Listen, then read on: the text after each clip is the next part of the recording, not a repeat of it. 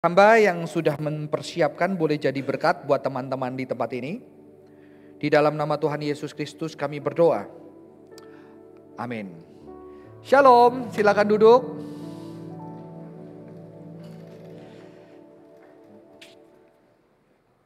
Teman-teman, perkenalkan saya. Dulu kayaknya namanya bukan Crash Connection ya, betul ya? Iya. Kayaknya baru ya.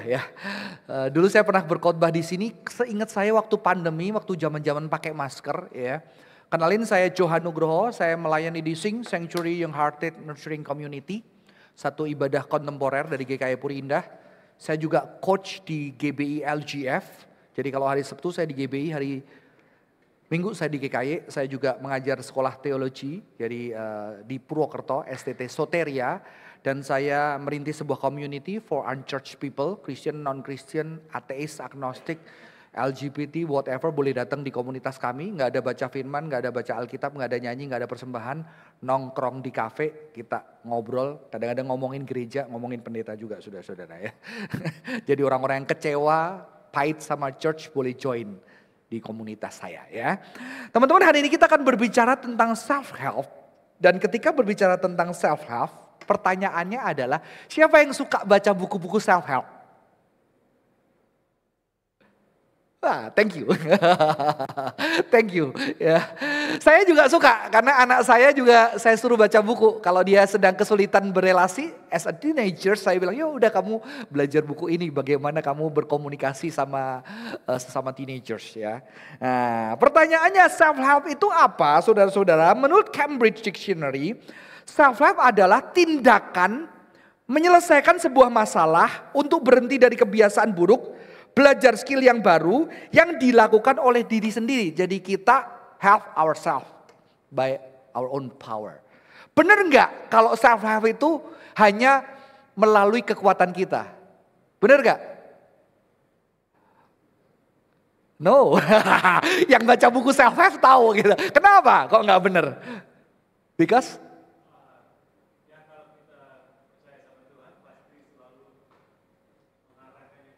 wah, tetap ada Tuhan yang menolong baca buku self-help ya. Kalau nggak ada Tuhan nggak bisa. Nggak ada Tuhan yang ciptain otakmu buat baca juga nggak bisa, betul kan? Ya. Dan pertanyaannya, kadang-kadang self-help itu juga tulisan orang-orang. Bisa tulisan pendeta, betul? Bisa tulisan psikolog, bisa tulisan ahli neuroscience dan segala macamnya, betul ya? Nah, self-help itu menolong banget gak? Sometimes, not every book ya.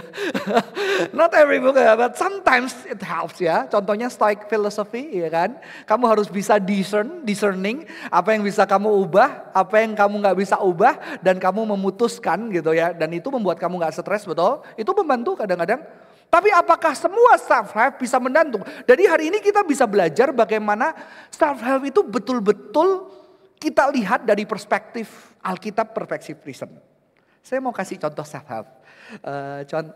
Penggila Albert boleh minta tolong di depan. Ya. Bayangkan dia mau belajar kungfu supaya tidak dibully melalui self-help. Dan saya AI-nya. Ya. AI. Ya. Saya perkenalkan, nama saya Johan Nugroho. Saya akan menuntun Anda dengan suara saya untuk belajar kungfu. Pertama-tama taruh tangan kamu di sejajar dengan hidung, tangan kanan sejajar dengan hidung, sejajar kanan sejajar dengan hidung, ya, sejajar lurus, ya. Oke, bentuknya kayak orang minta duit, ya bentuknya, ya, agak ditekuk sedikit. Susah nggak? Susah nggak? Gampang mana? Sekarang self-helpnya udah pakai foto, ya, pakai foto. Oke, foto ini tidukan, lurus dengan hidung. Agak tekuk, oke. Kalau mau dipukul kanan, tangkis kanan. Pukul kiri, tangkis kiri. Kanan, kiri. Oke, siap? Nah, sudah bisa belum? Kita coba. Jangan khawatir, saya nggak pukul. Ini self-help, tadi nggak pakai gerakan, ini pakai gerakan, oke? Siap, tadi gimana? Ya, coba kanan, kiri. Lumayan ya. Tapi bisa mana? Bisa mana kalau ini bukan cuma baca, bukan punya foto. Paham di sini? Oke. Tenang, relax. Kamu tahu nggak yang gini, main gini? Lemes, ya, tahu. Oke, ya, lemes ya. Bagus. Oke, ya, oke, good ya. Sekarang sama kayak gitu ya. Ya, lemes. Enggak, gini ya. Ya, oke, ya. Oke, Cok. Nah, agak diginiin. Nah, oke. Kurang aja, lemes. Nah, agak gini lagi. Susah, ini dia udah dikasih contoh. Nah, supaya, oke. Jadi kayak, nggak usah dirang, gini. Ya, oke. Gini lagi. Oke. Nggak boleh kayak mukanya. Oke, saya kasih contoh ya. Kamu coba kayak gini. Oke, yang gini coba. Tinju. Oke, ya. Oke, bisa? Ya, coba. Ini lama loh latihannya. Oke, coba. Agak ke belakang lagi. Sekarang tambahin. Oke, ya. Gini dulu. Ini. Oke.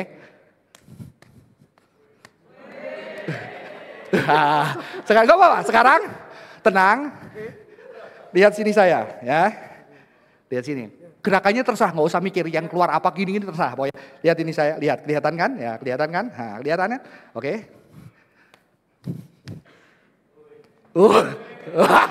Tepuk tangan dong. Tepuk tangan. Lihat. Teman-teman ini beda. Bisa self-help membantu. Tapi kadang-kadang kalau teman-teman yang tahu nge-gym, saya dulu cuma lihat karena nggak mau bayar coach mahal, betul kan?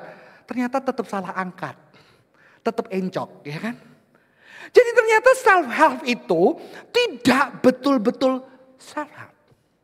Bisa menolong, tetapi harus ada orang-orang yang punya keahlian, udah ada penelitian yang juga bisa menolong kita.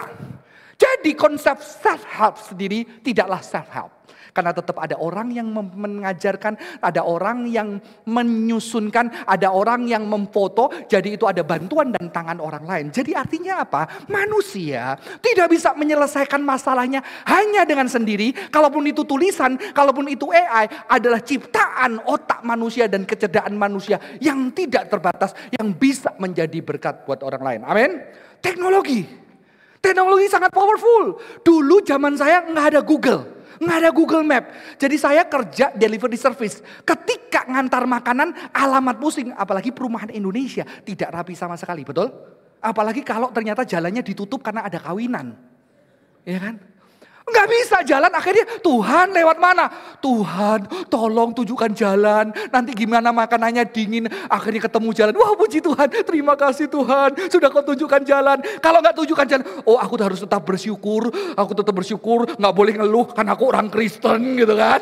Ya, tolong Tuhan, aku nggak boleh ngeluh. Oh ini ujian, akhirnya ketemu. Puji Tuhan, aku harus sedikit hari ini belajar kesabaran. Sekarang kalau ada Google Map, kira-kira saya berdoa nggak? Membantu. Apakah berarti saya tidak mengandalkan Tuhan? Saya mengandalkan Google Map. Mbah Google atau... Tapi ternyata Google Map itu adalah anugerah yang diciptakan manusia yang memiliki kecerdasan dari Tuhan. Percaya dia Kristen atau nggak Kristen, betul? Ya. Dan semua orang bisa mendapatkan berkat melalui Google Map. Ya. Jadi self-help di sini tidak sepenuhnya self-help. Kita tetap perlu tangan orang lain.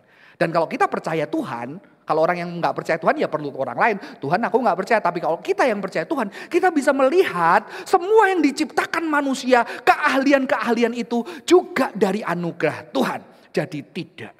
Dan uniknya dosa, teman-teman, dosa itu apa? Dosa adalah sebuah usaha manusia terlepas dari Tuhan. Ya, dosa usaha manusia lepas dengan kekuatan sendiri by his own power, try to do something for themselves. Nggak peduli lagi sama Tuhan, karena apa? Karena waktu itu Hawa tertarik dengan buah, betul? Ya, ular bilang, Hawa, kalau kamu makan buah ini, kamu akan jadi seperti Allah. Dan Hawa, oh, jadi seperti Allah. Berarti Hawa puas gak dengan dirinya? Puas gak? Gak puas. Padahal Hawa, the most beautiful woman in this world. Ya, pada hari itu. Kenapa? Karena cuma dia. Only her ya, nggak ada yang lain. The most beautiful, dia merasa dirinya, padahal bandingannya kera, monyet, tikus gitu ya. Wah, aku paling cantik. Lalu dia pengen jadi lebih dari dirinya. Berarti Hawa tidak percaya dirinya cantik. Kamu pernah punya teman? Kamu bilang dia cantik, dia gak percaya. Kamu cantik loh. Ah masa sih dia lebih cantik. Tapi senyum dia, kurang ajar kan? Enggak kok kamu lebih cantik. Ah enggak itu lebih cantik. Kamu bilang, ah enggak itu kamu lebih cantik. Enggak, puji terus. Ayo, tinggi. Ada orang yang cantik tetap gak percaya. Dan dia berjuang, ya trying to be beautiful. Sehingga datang ke banyak ahli kecantikan segala macamnya. Dia tidak percaya. Dan inilah dosa. Mulai Hawa dengan kekuatannya sendiri. By her own power. Dia berusaha capek. Dan dia berusaha berpikir. Kalau aku makan buah ini. I will be like God. Karena inilah yang ditawarkan dunia. Mimesis. Kamu mau terkenal? Pakai produk ini. Kamu mau dihargai orang, bawa mobil ini.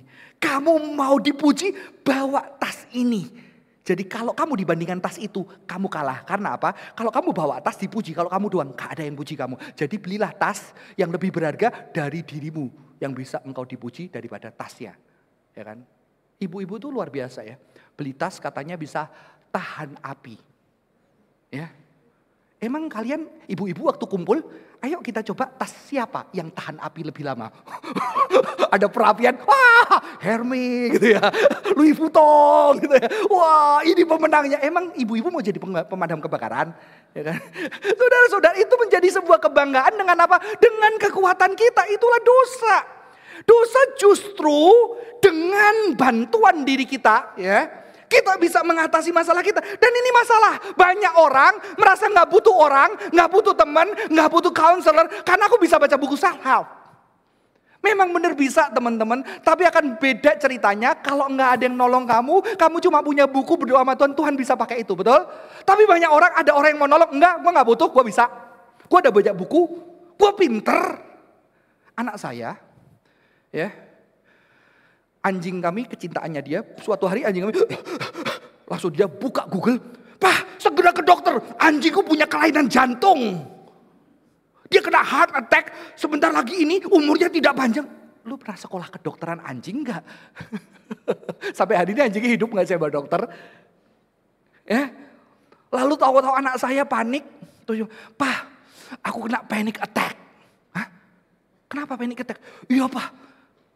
Karena panic attack itu adalah sebuah anxiety yang tanpa tahu kenapa, pokoknya dia anxious. Aku seorang anxious Pak, kamu kenapa? Nggak tahu, I don't know, pokoknya anxious, badanku getar Pak, tolong Pak. Saya bilang, udah diam, udah tenang. Ayo semua adik-adik ngelus-ngelus dia, ayo tenang C. Setelah dia tenang, kamu kenapa? Nggak tahu ini kayaknya panic attack. Oke, tadi mulai jam berapa? Oh jam segini, kamu habis angkat telepon nggak? Oh ya sama teman-temanmu terjadi apa? Oh ribut sama teman. Bukan panic attack, kamu ribut sama teman. Ya, jadi hati-hati juga. Tetap menolong, Tuhan bisa pakai buku-buku self-help. Tapi kadang-kadang Tuhan juga kirimkan. Dan banyak orang yang arrogance meminta pertolongan, datang ke counselor. Karena apa? Karena dia berpikir dirinya oke. Dan buat orang itu paling bahaya. Kamu tahu nggak? Orang yang pusing apa? Dia sakit tapi dia tidak merasa butuh dokter. Kalau kamu punya istri, anak seperti itu gimana nasibmu? Hah? Ya, saya dulu begitu. Masuk sekolah Alkitab, tes psikologi. Saya tes PD. Saya merasa jiwa saya sehat karena gak pernah nangis. Selalu tertawa dan menertawakan orang. Wah begitu dites hasilnya ternyata Anda depresi. Suicidal. Ya, ada kecenderungan bunuh diri. Anda boleh diterima di sekolah teologi ini kalau Anda wajib di terapi. Saya baru tahu, terapi sama konseling beda. Kalau konseling itu bisa membantu dirinya sendiri. Kalau terapi, kalau dibiarin mati dia katanya. Dan ketika saya hasil itu, kurang ajar, emang gue gila apa? Gue sampai hari ini hidup, emang gue gila apa? Tapi ya udahlah, diterima STT ya harus nurut lah. Ternyata saya baru tahu, saya memang sakit. Ya. Awalnya gak merasa butuh. Gak butuh. Ngapain konseling? Udah kenal Tuhan Yesus, tapi ternyata ada sebuah kesombongan yang membuat saya nggak bisa vulnerable. Ya, karena saya merasa diri bisa hadapin masalah. Keluarga berantakan, gue masih hidup, gue berprestasi, gue atlet wusu, kejuaraan nasional, gue atlet basket. Wah nggak ada, gue berhasil, gue sukses, nggak butuh konselor. Emang gue gila apa? Padahal memang gila. Ya. Makanya saya puji anak-anak pemuda di gereja saya. Kamu lebih daripada Koko. Kenapa? Koko dulu dipaksa konseling, ya. Udah konseling, udah sukses, dipaksa grup terapi, tahu nggak grup terapi? Jadi yang sakit-sakit itu dikumpulin saling sharing. Saya bilang, gila lagi gue belum beres apa ya? Ya ternyata memang belum beres. Ya, ternyata anak-anak pemuda di gereja sekarang lebih baik. Kenapa? Karena jagoan-jagoan sekarang juga lebih vulnerable. Iron Man sedih, aku takut gitu kan ya. Ya. Infinity War, mereka semua Marvel itu bergandengan tangan, saling menguatkan, udah keroyokan masih mau kalah ya kan. Jadi mereka itu berjuang, mereka menjadi superhero nggak kayak zaman saya Superman semua mati, dia bisa sendiri. Zaman sekarang enggak, film Korea gampang bikin nangis, kalau zaman saya nggak boleh cowok nangis. Sekarang lebih vulnerable, anak-anak lebih berani datang dengan kerinduan, dengan kelemahannya. Ya, saya bagus saudara-saudara. Karena apa? Karena sebetulnya Alkitab juga mengajarkan self love. Self help ya boleh, tetapi harus diintegrasikan dengan cinta yang lain. Self love boleh nggak? Boleh nggak? Saya pernah di gereja, ada teman-teman, ayo kita susun tema. Satu, loving others. Kedua, minggu kedua, loving God. Loving God dulu. Kedua, loving others. Terus ketiga, kok berubah tema? Love self kok. Cinta diri dong, self love dong. Enggak boleh kata teman-teman hamba Tuhan. Kenapa? Nanti jemaatnya egois. Jadi enggak mau. Boleh enggak cinta diri? Boleh enggak? Disuruh sama Tuhan. Kasihilah Tuhan Allahmu dengan segenap hatimu, dengan segenap jiwamu, dengan segenap kekuatanmu. Kasihilah sesamamu seperti dirimu sendiri. Jadi yang pertama cinta siapa? Yang ikut kebaktian satu enggak boleh jawab. Yang pertama cinta siapa? Cinta Tuhan. Yang kedua? Cinta siapa?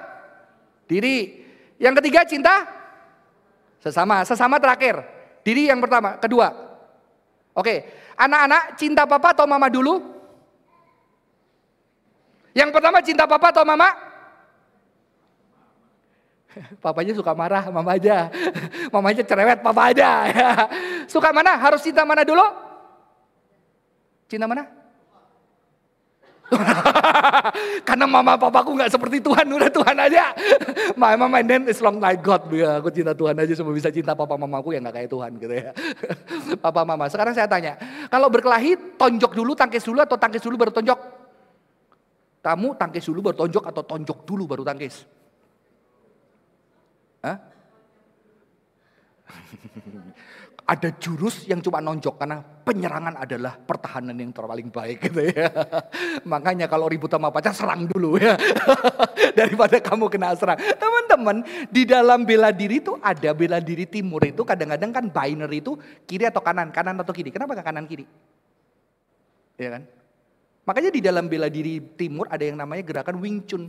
Kalau Wing Chun itu kan pakai wooden dummy 2, 3. Itu gerakannya itu tangkis sama pukul jadi satu. Jadi bareng. Jadi gara-gara bela diri saya membaca ayat ini berbeda. Cinta Tuhan sesama diri itu berbarengan. Beberapa tahun lalu saya dibilang sesat. Karena Tuhan harusnya yang utama.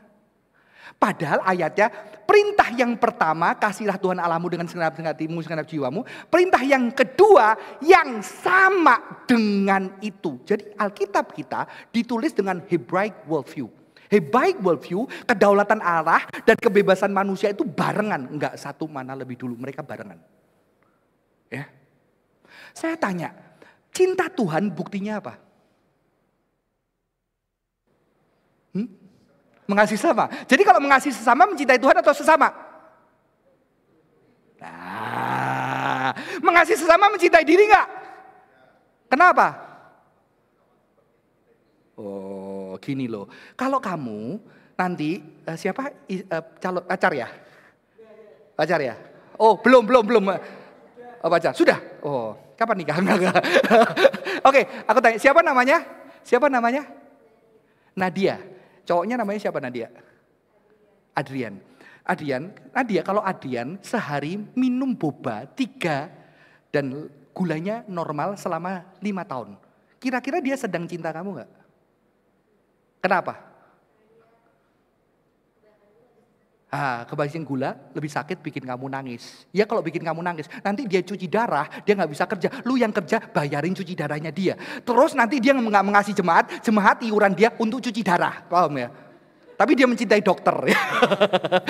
Karena dokternya duitnya banyak gara-gara.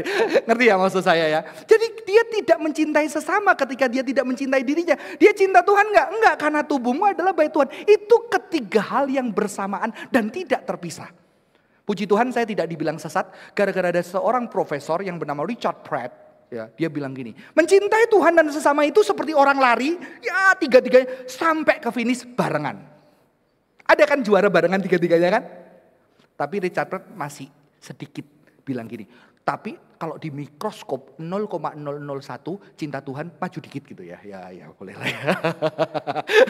Dia tetap beli. Kalau bagi saya itu sama karena itu tidak terpisah. Karena orang Yahudi itu berpikirnya secara benar-benar apa? Bukan cuma 1, 2, 3 tapi circular yang barengan terus. Dan kita di dalam hidup belajar ini. Dan self help sebetulnya bagian daripada self love. Dan ini tidak bisa menghilangkan manusia juga diminta untuk mengasihi Tuhan dan dikasih Tuhan. Dan ada satu ayat yang bagus teman-teman. Saya harus cepat ya. Inilah perintahku supaya kamu saling mengasihi seperti aku telah mengasihi kamu. Tidak ada kasih yang lebih besar daripada ini. Yaitu seorang yang memberikan nyawanya demi sahabatnya. Jadi kita diperintahkan untuk saling mengasihi. Ya. Tapi sayangnya di gereja kita diperintahkan untuk selalu mengasihi. Kita diajarin gak untuk menerima kasih? Kita lebih diajarkan untuk mengasihi orang. Belajar gak menerima kasih? Jangan, menerima berarti berhutang. Aku gak mau berhutang dan diatur hidupku dengan uangmu. Apalagi Asia. Kalau kamu dikasih angpau 500, balikin 500. Gue gak ada utang sama lu. Sehingga lu bisa kaya gara-gara gue. No. Kita diajarkan cuma berkorban seperti Yesus. Tapi kita tidak diajarkan menerima kasih. Padahal Alkitab saling mengasihi. Bisa gak saling mengasihi kalau kamu gak terima? Saya tanya. Kasihan lah. Siapa namanya? Edi. Ya, Edi ini lebih baik ya. Bukan jurus. Saya tanya. Saya mau kasih ini jelek lah ya. Nih, ini perumpamaan ya. Saya nyicil 2 tahun. Ini perumpamaan. Edi, ini buat kamu. Katanya tangan yang di atas lebih berbahagia kan? Ya. Saya bisa kasih nggak kalau dia nggak terima? Coba tanganmu di belakang buat kamu. Bisa nggak saya kasih? Nggak bisa kan? Saya bisa kasih kalau dia. Sekarang siapa yang memberi?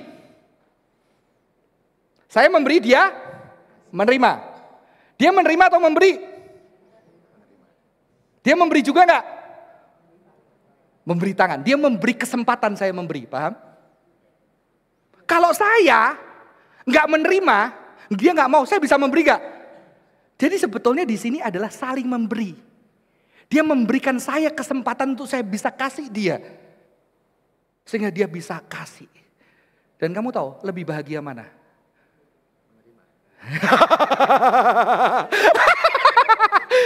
Maaf ya nggak jadi aku kasih, kata dia lebih bahagia menerima. Bener. Kamu punya istri, kamu nggak usah ngelakuin apa-apa, dia terus melayani kamu setiap hari. Kira-kira kamu bahagia nggak? Bahagia. Saya salah contoh kayaknya. Enggak, kamu belum pernah. Coba kamu benar-benar kamu nggak peduli sama dia, kamu terus dikasihi, dilayani terus. Kamu bahagia nggak? Nggak suka. Kenapa? Kok saya nggak bisa memberi apa-apa? Dia akan lebih bahagia apa? Oke, kamu nerima, tapi suatu hari kamu ngasih sesuatu terus, aduh. Aku bahagia banget, terima kasih, gue gak nyesel kamu jadi istri gue, suami gue, thank you ya, sampai nangis. Kamu bahagia gak? Lebih bahagia gak? Kasih tepuk tangan dong buat dia. Thank you ya. Maka teman-teman, saling melayani, saling mengasihi, saling menolong. Self help tetap harus ada kesadaran, ada pertolongan dari orang lain. Karena kita tidak bisa hidup tanpa orang lain, betul? Bahkan Bahkan untuk kita jadi orang baik, kita perlu ada orang lain yang taruh tangannya di bawah kita. Beberapa tahun lalu, istri saya hamil 8 bulan, sekitar tahun 2008, berapa tahun lalu? 10-12an ya. Hamil 8 bulan, kami diberhentikan dari gereja, kami gak punya uang. Waktu itu saya di rumah kontrakan, balikin semua rumah, fasilitas semua rumah, balikin. Tahu-tahu apa yang terjadi? Tahu-tahu ada seorang guru, gaji guru itu 3 juta waktu tahun itu. Dan istrinya sedang hamil, tahu-tahu dia kentuk pintu rumah saya, Pak Johan, saya sedih Pak Johan dipecat. Ya, karena saya suka mikir aneh-aneh, gak cocok sama gereja dipecat ya. Jadi sekarang saya nggak full time di gereja karena takut dipecat. Dan saya sudah 9 tahun tidak dipecat, puji Tuhan. Teman-teman, ketika saya gitu dia datang, dia bawa amplop. Itu isi gaji 3 juta, dia bawa amplop seingat saya 600.000. Terus dia bilang, Pak Johan, Tuhan gerakkan, Pak Johan harus terima. Saya nggak mau. Saya masih punya tabungan hasil angpau kawin. Ya, nikah kan orang Cina dapat gelang, kalung, masih ada. Masih sekitar ada 40 juta mungkin. Untuk pertahanan Tuhan bisa pelihara. Tapi ternyata dia kasih itu, saya sama istri, Bapak besok bulan depan anaknya lahir. Ini uangnya banyak, 600, nggak mau. Dia, Pak Johan tolong terima. Saudara, saya harus dengan berat hati. Saya terima, saya berlutut sama istri, saya nangis. Dan dia pulang dengan bahagia walaupun uangnya berkurang. Saya harus sedikit sedih untuk orang bisa berbahagia, betul gak? Banyak orang Asia problem. Problemnya kenapa? Bapak-bapakmu itu banyak problem, tahu gak? Ya. Karena orang Asia itu bapak itu selalu harus berkorban buat anak, bekerja keras, gak boleh ngerasain sakit, sampai rasa sakit itu dinamin sehingga dia gak tahu maunya apa, betul? Setelah dia gak tahu maunya apa, dia udah sukses, anaknya sukses, lega, dia bingung ngapain. Banyak orang-orang Asia, papamu setelah kamu kerja, mereka jadi bingung. Biasanya ngasih makan anak, jajanin anak, beliin anak. Sekarang anak uangnya lebih banyak. Dia merasa gak berharga.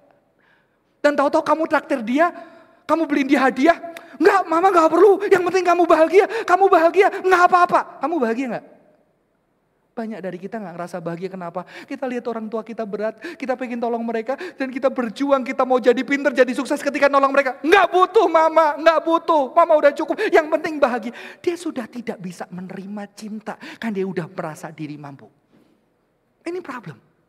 Makanya saya belajar sekarang, ya, saya belajar. Dulu kamu tahu gak, kalau kamu punya anak, sampai remaja, peluk tiap hari. Karena setelah remaja, dia pengen dipeluk sama orang lain selain kamu, paham? Ya, ingat yang punya anak kawin, tiap hari peluk, cium pipinya. Karena nanti mulai 9, 11, 12, dia mulai diciptakan Tuhan untuk jadi berkat bagi dunia. Sehingga kamu tidak begitu penting, karena dia udah dapet cintamu. Ya, sehingga akhirnya yang kehilangan siapa? Papa mama. Saya ketika anak 3 setiap malam bahagia. Kiri di kanan kiri atas. Wah, anak saya cewek semua. Jadi wah, gue dicintai. Tapi satu umur 12 tahu gak pernah datang, gak pernah peluk lagi. Saya pikir kamu benci sama papa ya? Enggak benci sama papa. Terus kenapa? Udah gede. Hah? Jadi kalau kamu peluk dia malu sekarang. Di depan temennya apalagi ya. Nanti cowok jadi gimana sih anak mama, anak papa gitu ya. Lalu yang satu pergi, sekarang tinggal satu. Dan sekarang satu udah mulai pergi. Saya yang kesepian. Ya. Kadang-kadang kangen loh dipeluk. Apalagi istri saya gak biasa dipeluk. Gak bisa meluk. Karena istri saya juga dibesarkan papa yang gak bisa meluk. Jadi saya kadang-kadang peluk istri saya. Tapi anak saya sekarang bisa. Ketika saya sedih berat, Pak butuh dipeluk Pak. Sombong banget dia. Papa butuh dipeluk gak? Jangan malu Pak. Kurang ajar nih anak. Tahu gitu ya. Dan saya kadang iya loh papa lagi dipeluk, butuh dipeluk-peluk. Dan ada perasaan cinta. Tapi kadang kita orang tua gak mau terima. Dan mereka bahagia kok bisa peluk dan cintain kamu. Nanti jadi orang tua yang benar, jangan kayak bapak emakmu ya. Bertobat. Teman-teman, inilah self love. Kita bisa saling mengasihi. Makanya dulu saya menerapkan ini. Di kekristenan kan ada upacara saling membasuh kaki kan. Wah, dulu saya bilang, oke, gembala membasuh pelayan membasuh jemaat membasuh, enggak udah selesai gitu ya. Wah, kelihatannya rohani ya. Wah, gembala membasuh leader turun ke bawah membasuh. Tapi saya baru belajar ternyata itu enggak benar. Karena itu bukan saling membasuh. Itu melegitimasi kekuasaan. Gembala yang paling tinggi, yang paling mulia. Leader-leader nomor 2 ya. Lalu yang paling rendah itu jemaat. Itu ternyata justru meneguhkan kekuasaan. Alkitab mengajarkan saling mengasihi, saling membasuh kaki, saling melayani. Jadi hamba Tuhan pun harus mau dilayani. Pemimpin juga mau dilayani jemaat, mau disayangi, mau didoakan. Untuk membuat apa? Jemaat juga merasakan cinta Tuhan yang pakai dia, teman-teman. Dan teman-teman, ketika kita mau saling membantu diri kita tidak boleh menghilangkan bantuan sesama dan bantuan Tuhan. Hawa cuma dirinya, gak peduli yang lain. Tapi Tuhan menciptakan Hawa untuk dibantu orang lain. Dibantu juga oleh Tuhan. Tapi dia menjadi otonom dan tidak mau itu. Saya akan putarkan satu video. Ya, ini bukan Anda mirip dia, tapi dia mirip Anda mungkin ya. Ini adalah penelitian love and attachment. Ini namanya monyetnya Harlow Monkey. Dikerasin suaranya dikit.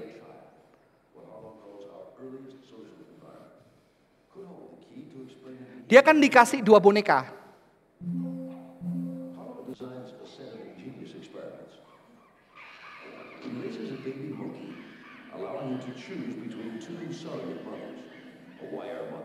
Kira-kira monyetnya kemana?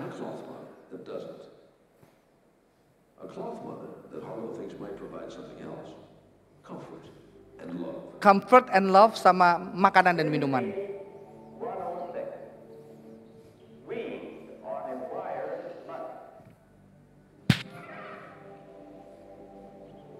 Dia ke situ dulu, bentar. Setelah itu dia ke sana. Selama berapa? 18 hours di sana.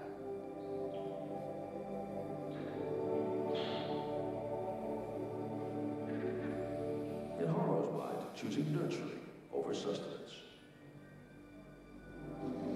In another experiment, Harlow creates a fearful situation. Who does the infant turn to now? Coba ditakut-takutin. Nggak serem sih. Dia lari kemana? Lari ke sana. Itu hasilkan ketenangan.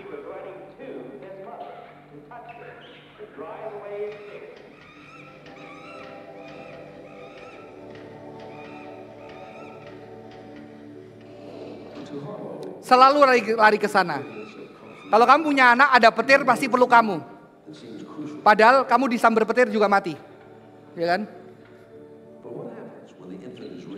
Ketika dia nggak bisa lari, lihat.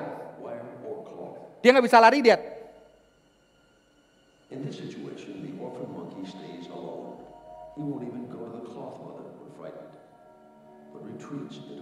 Kayak punya dunia sendiri, jedor-jedorin bayinya di tembok.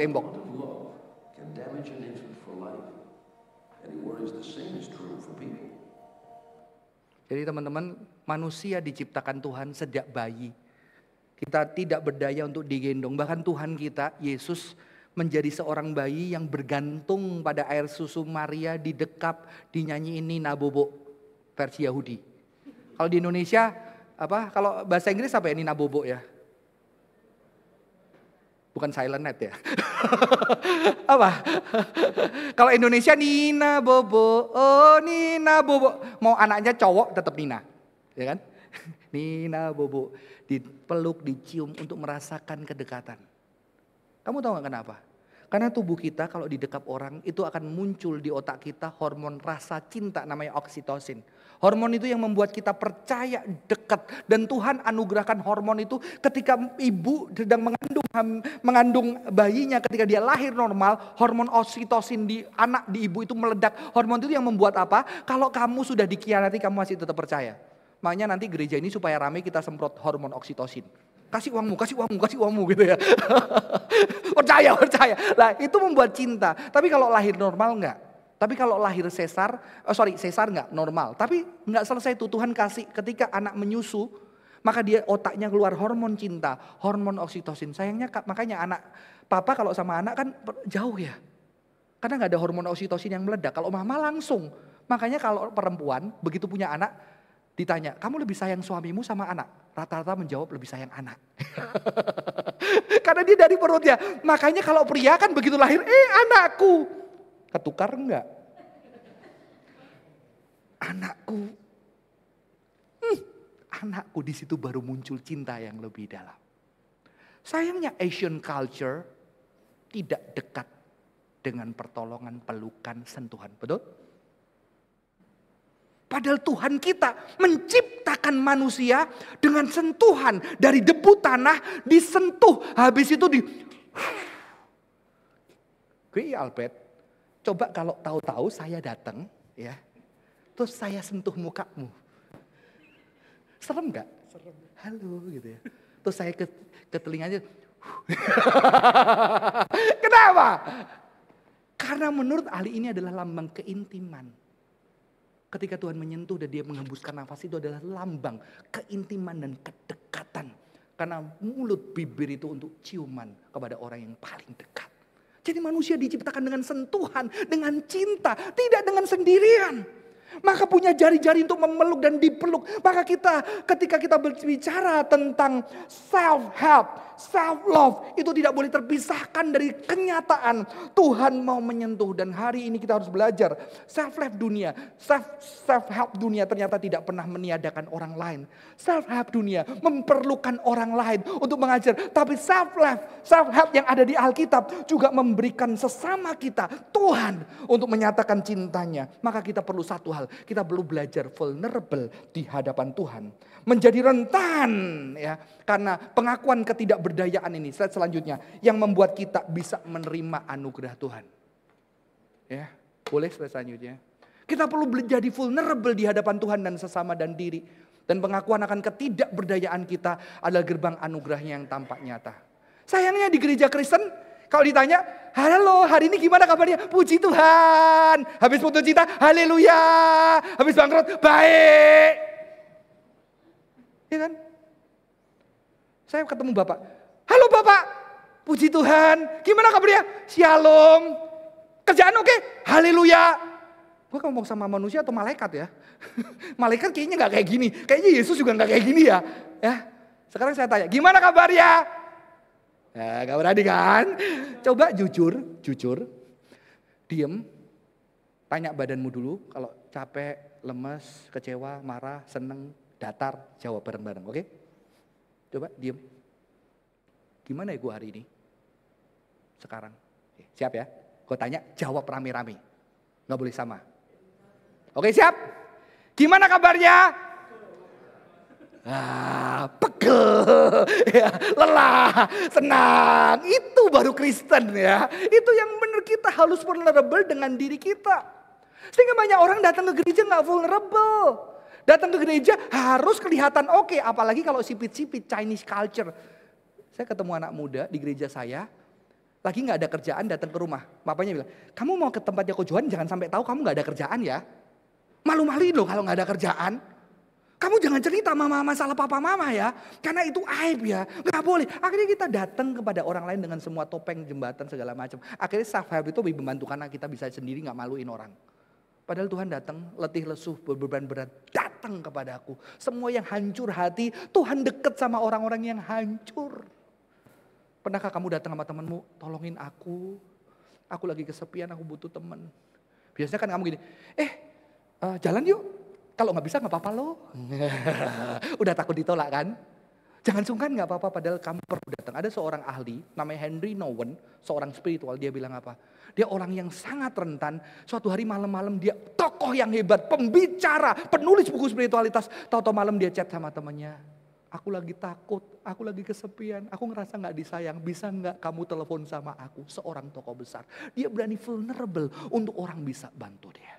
Gereja perlu belajar vulnerable. Saya akan akhiri saudara-saudara dengan satu video.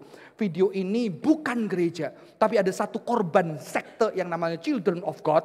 Dia akhirnya Berusaha kuat, nggak kuat, dia mencoba bunuh diri wanita ini. Tapi ternyata nggak berhasil dan akhirnya dia mendatangi seorang motivator terkenal yang bernama Anthony Robbins. Dan dia belajar menjadi vulnerable. Dan dia bisa vulnerable. Dan puji Tuhannya, ya walaupun ini bukan orang Kristen, Anthony Robbins bisa merespon secara vulnerable juga. Dan kita perlu belajar dengan orang dunia yang bisa merespon dengan sangat vulnerable. Siap, kita akan lihat Putri videonya. Nggak usah saya terjemahkan ya. She is suicidal. I was born in a community called Children of God. I don't know if you ever heard of it, but as we were born, we never had a chance to choose who we wanted to be. We were kids growing up and we had to be children, soldiers of God. And they believed that love, God's love was sex. So everyone had to give their love through sex. So everyone since Sejak 6 tahun, give God's love. dia harus berikan tubuhnya untuk berhubungan seks di dalam sekte ini. And see your mother and your brothers, everyone being abused, and you grow up already knowing that you don't have a life. You have to be a vessel of God's love, and you can't have any own choices. But I just came to a point that I don't know what to do with so much pain. I don't know. I'm 26 and I've never had a relationship. I don't know what love is. One of my friends said, I know a guy called Tony. He's a great guy. Respon dia nggak mengkhotbahin.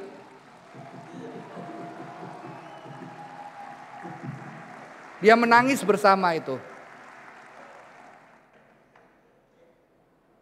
Sebagai manusia yang sama-sama lemah, nggak punya jawaban akan hidup. Kamu mujizat. Kamu mujizat.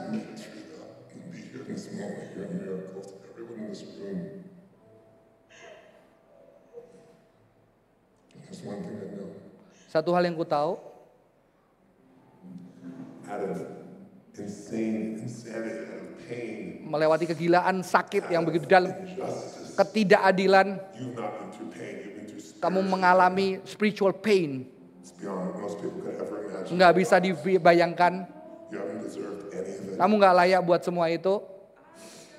But out of that, Tapi dari semua itu keluar kekuatan yang dahsyat. your fucking strength. Kalau kekuatan yang Tired of being strong, kamu capek, kuat. but you still are.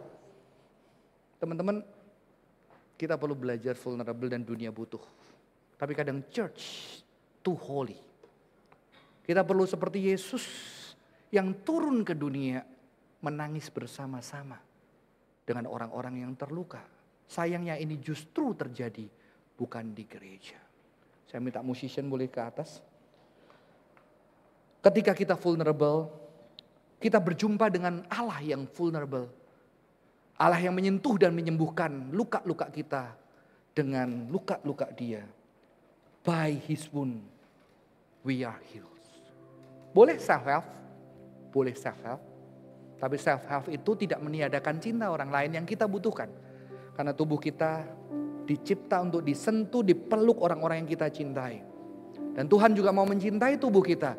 Dan untuk mencintai tubuh kita, Dia berikan tubuhnya yang penuh dengan darah, yang penuh dengan luka, untuk menyentuh luka-luka.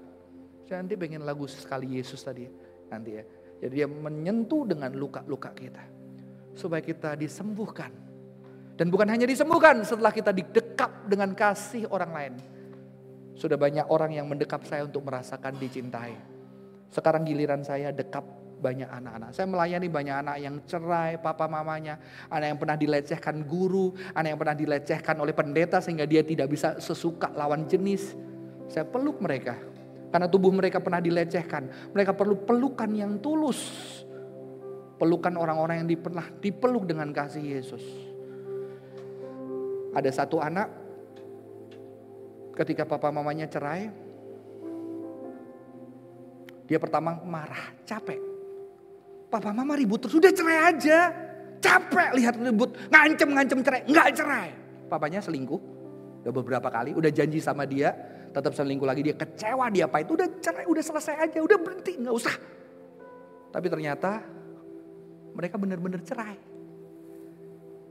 Dan dia gak dikasih tahu kalau mereka cerai. Tapi karena dia ahli hukum, dia search di Google dan sudah keluar surat. Nama papanya, nama mamanya cerai. Dan dia sudah 6, dia gak bisa nangis, dia cuma bengong, dia cuma diem. Terus dia bilang itu, ternyata yang aku pikirkan mudah, lebih baik mereka cerai. Ketika mereka cerai, ada yang hilang. Aku bingung sekarang, aku pulang harus kemana dulu? Aku bingung sekarang karena kalau aku ke gereja sama siapa? Aku bingung sekarang kalau Natal dulu bareng-bareng satu keluarga, sekarang Natal kita gak bisa bareng. Saya temuin anak itu sama istri saya cuma bisa peluk dia. Saya cuma bisa peluk dia. Gak perlu banyak ayat. Karena firman menubuh. Firman itu menjadi daging yang bisa disentuh, dicekap, dicium, menyentuh orang. Sudah stop, berhenti ngomong-ngomong firman. Biarlah firman itu nyata di dalam tubuh kita, mendekap banyak orang yang membutuhkan dekapan. Sehingga mereka merasakan cinta Tuhan. Dan saya bangga dengan anak ini. Suatu hari anaknya bilang gini. Karena ada pendeta yang datang ke mamanya bilang, ini suamimu itu kena santet. Kena dukun, makanya suamimu yang baik rajin ke gereja bisa selingkuh. Ini pasti diguna-guna. Mari kita doakan tengking dalam nama Yesus supaya guna-gunanya hilang. Udah ditengking doa tetap. Lalu anak ini bilang sama mamanya, Ma udah. Pendeta-pendeta itu baik mau ngibur kamu supaya kamu tetap percaya suamimu baik. Cuma kena kuasa gelap. Suamimu tuh brengsek. Papaku brengsek. Tapi dia papaku yang harus kucintai. Yang harus kukasih. Sampai hari ini. Anak ini mencintai papanya. Mengasihi. Bahkan tidak hanya mengasihi. Dulu dia gak mau nerima pemberian papanya. Sekarang dia bisa, Pak, kangen datang. Jadi dia bisa menerima papanya. Dia cerita, dulu gue hancur. Gue sengaja mabok. Kartu kredit aku gesek supaya papaku tahu minuman alkohol apa yang aku minum. Dan aku lihat kok papaku yang selingkuh itu nunggu di depan pub. Nunggu aku di depan waktu aku mabok. Aku gak mau nerima duitnya. Aku gak mau terima cintanya. Sekarang dia mau dicintai papanya yang hancur. Menerima cintanya. Sehingga papanya masih merasa berharga. Karena dia yang hancur masih bisa diterima kasihnya oleh seorang anak yang kecewa. Teman-teman, mari kita tundukkan kepala. Mari kita bangkit berdiri.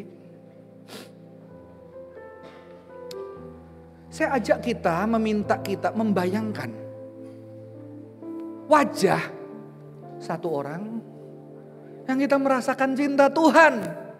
Yang kita merasakan cinta Tuhan oleh wajah itu. Bisa papa, bisa mama, sahabat, teman. Siapapun itu. Bayangkan kamu merasakan cinta. Kamu pernah merasakan dicintai oleh wajah itu. Kamu bersyukur buat wajah itu. Hari ini. Mungkin kamu pernah dipeluk, kamu pernah ditemani, kamu pernah diajak ketawa bersama-sama. Bayangkan wajah itu dan bersyukur sama Tuhan untuk wajah itu. Tuhan, terima kasih untuk wajah yang pernah Kau hadirkan dalam hidup kami. Yang kami bisa merasakan cinta Tuhan. Cuma kami sudah tidak punya waktu melihatnya.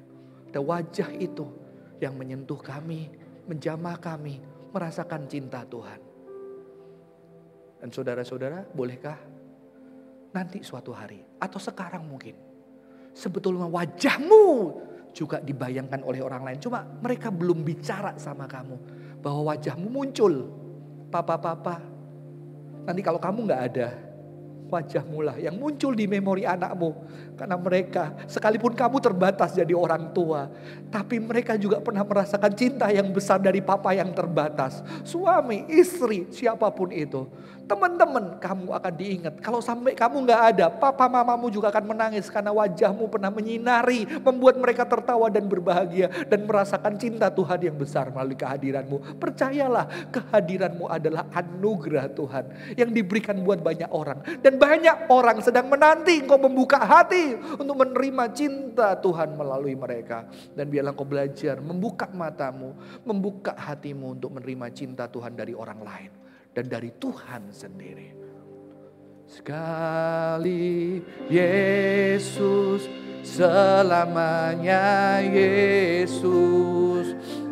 Harapanku tak akan hilang. Karena apa? Karena kasih-Nya sekarang ku ada. Oh Yesusku, ku cinta kau sekali Yesus, selamanya Yesus.